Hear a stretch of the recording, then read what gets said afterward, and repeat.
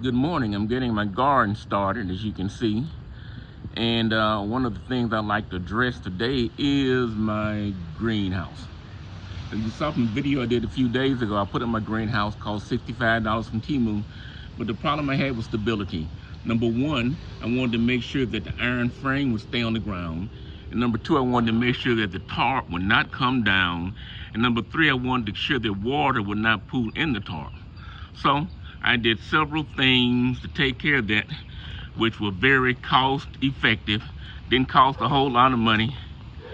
And we had a terrible thunderstorm this morning, and we had one about 3 or 4 days ago.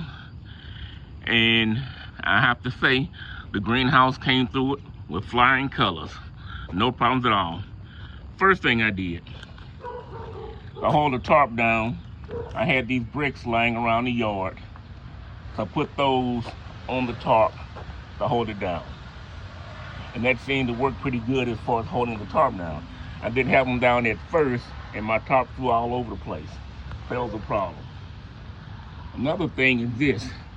This is located really close to my fence.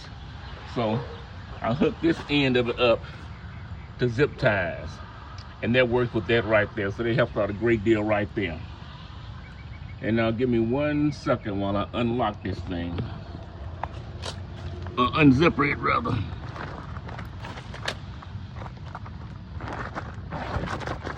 Now I'll show you the improvements I made on the inside.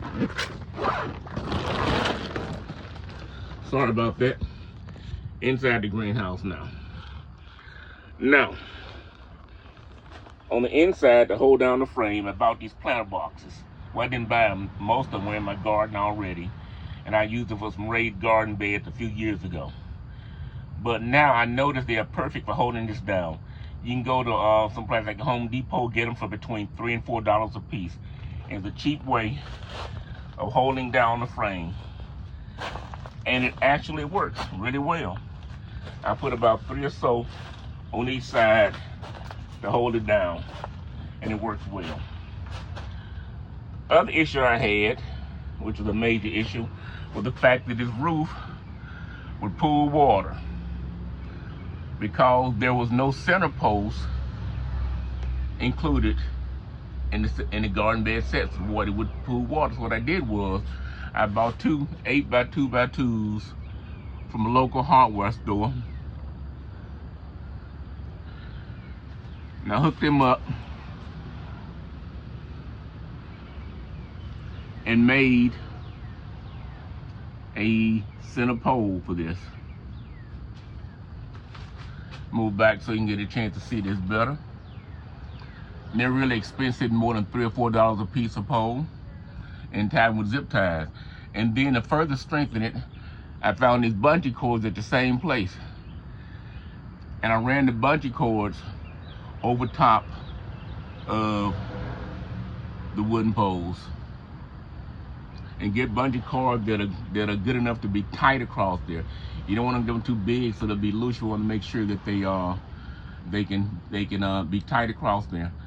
And I've gone through 2 thunderstorms so far, and there's been no problem with the roof holding. Water falls off. Like I said, we had a vicious thunderstorm this morning, and everything is holding together well. Now I just need to start using this in order to make my garden better. Gonna start putting some plants in here and growing some seedlings and that sort of thing right there.